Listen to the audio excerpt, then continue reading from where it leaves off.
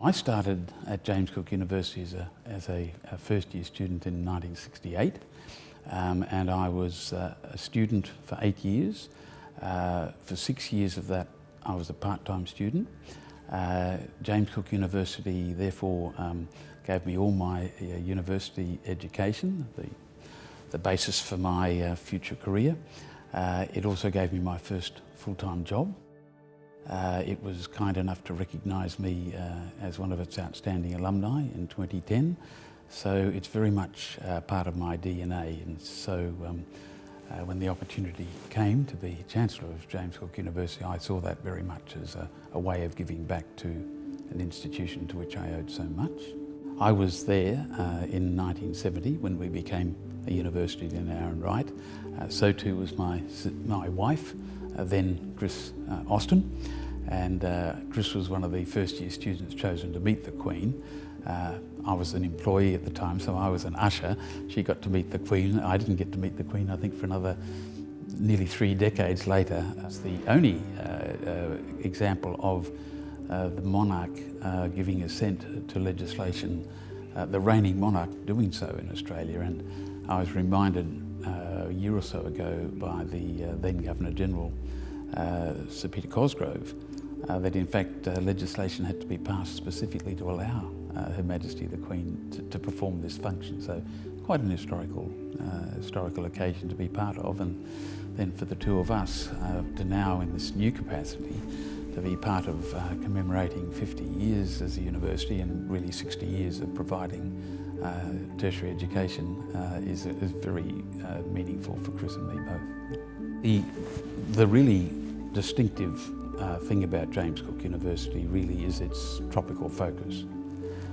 That's, I think, an amazing display of vision by our founders back then when we were established as Queensland's second university. That tropical focus was there for a start. Now that may sound a bit unremarkable, it's not actually, because it wasn't just for the tropics of Australia.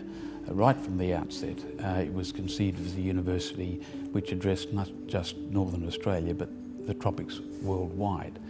That's found some terrific manifestations over the years, including in James Cook University's leadership of the State of the Tropics project.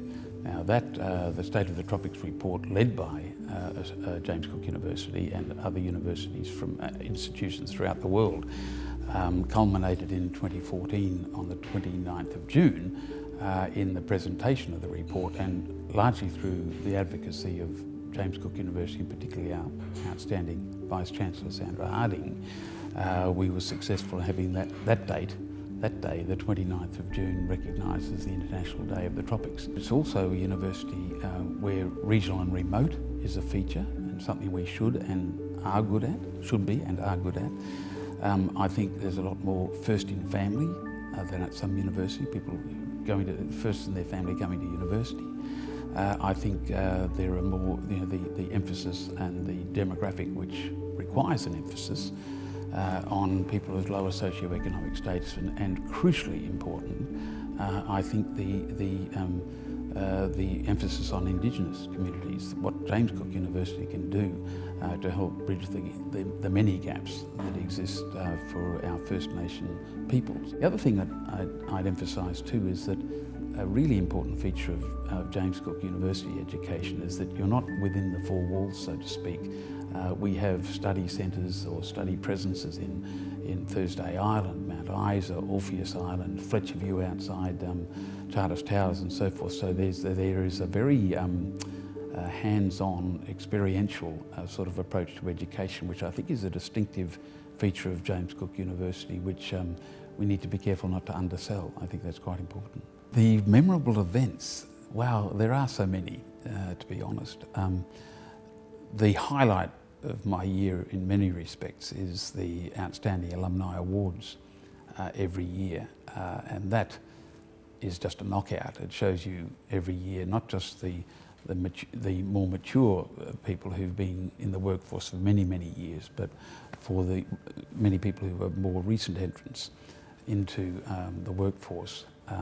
these people are just so outstanding, and it's a real reaffirmation at least once a year of just how impressive are the products and the people who come through our doors. So that's a really big one. In terms of individual events, I'd have to say it's hard to beat November 2018 when I conferred on, I with the Vice-Chancellor and other members of Council, conferred on Auntie Benita Mabo, an honorary doctorate of the university. That was a very special moment.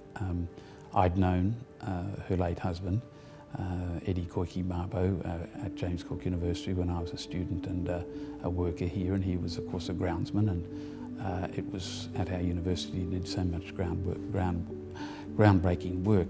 But I think that he would be the first, I think, to acknowledge what a wonderful impact Benita Mabo, Dr. Benita Mabo, had over a 45-year period in Indigenous education and so forth. So to be able to do that back in November 2018 will live with me as one of the highlights of my time as Chancellor. And the timing, as it turned out, was almost just right because it was only a little bit over a week before Dr. Mabo passed away. So to have been able to honour her in her own lifetime like that was very special. I think an important area for me, and I single this out partly because it was relevant to me as ambassador in the Philippines, which was my last job before coming here, but not only there, is the work we've done on tropical cyclones and readiness for that sort of thing. That is signally important. I was in the Philippines as ambassador at the time in November 2013, of course, when the worst typhoon ever the worst typhoon on record ever to hit land hit in central Philippines, and that was catastrophic. Conservative estimates were about 8,000 people killed, and that was a reminder to me of just how important it is to have things like James Cook University's cyclone testing and so forth facilities available not just to Australians but to the people of our region, to the north of us. So that, I think, is important work. But across so many areas, it's invidious to single them out. But I'm stunned all the time, or delighted all the time, to be finding the areas in which we are contributing research of great relevance to our communities here in Australia and also abroad. In 2019, I was asked to be a judge on the 3-minute thesis. Now, that is just a knockout to see these impressive people, not just the subject matter in which they're involved, but the sheer calibre of our researchers. It's a real reminder of why we are here, because ultimately it's about our students. I think we are a student-centred university. We try to be that, and some of the students are just a knockout. I was very lucky, of course, in a career in diplomacy to meet and work alongside some very impressive people, Australians and all nationalities. And I have to say that the community of scholars and students and others at James Cook University hold their own in any such company. I'm very proud to be part of it.